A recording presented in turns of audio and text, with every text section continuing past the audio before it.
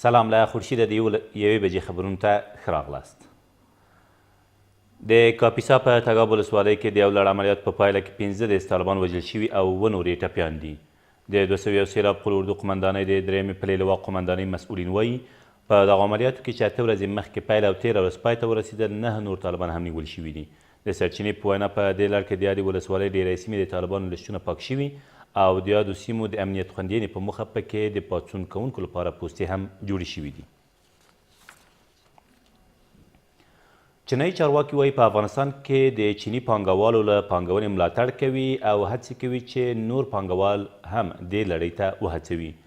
د بازار د سمون په چارو کې د چین د دولت وزیر جنګ ماو 13 ورځ د ملي یووالي حکومت له اجرا رئیس سره په کتنه کې ویل هیواد په افغانستان کې د تلپاتې پراختیا او همداراز له پانګونې اقتصادي او سوداګریزو هڅو ملاتړ او ورسره همکاري کوي.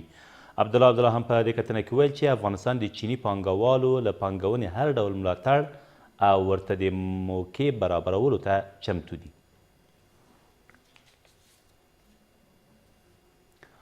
ولس داعشیان د ننګرهار په هسکه مینه ولسوالۍ کې ووژل شول. د ننګرهار د والي ویان عطاالله خوږیاڼی وایي په دې عملیاتو کې چې تېره شپه د څارګر ملي ادارې د 02 قطعې له لوري ترسره شوي د یادې ډلې 6 پټنځایونه او یو شمېر وسلې هم له منځه تللي دي.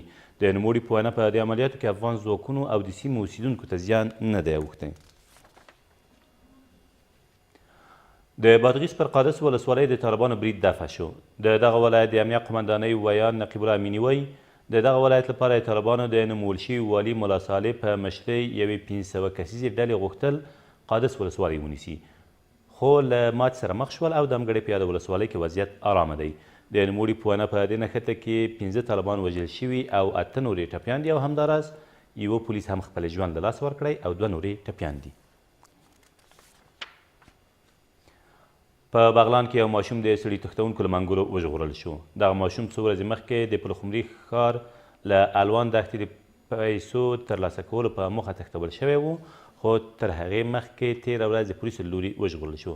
د بغلان امنیه قمندان وایي د دغه ماشوم د تښتونې په تور 2 کسان هم نیول شوي او د همګړۍ هم ترې پوښتنې روانې دي. او د لغمان په قرغیو ولسوالۍ کې د 100 مترو په اوږدوالي یو پل 13 ورځ ګټې اخیستنې ته وسپارل شو.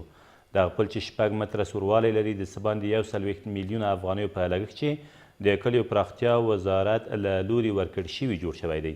د لغمان د والي په وینا له دغه پله به د قرغیو ولسوالۍ څه باندې 3000 کورنۍ ګټه واخلي او د بادپخ ولسوالۍ اوسیدونکي به هم ترې برخمن شي.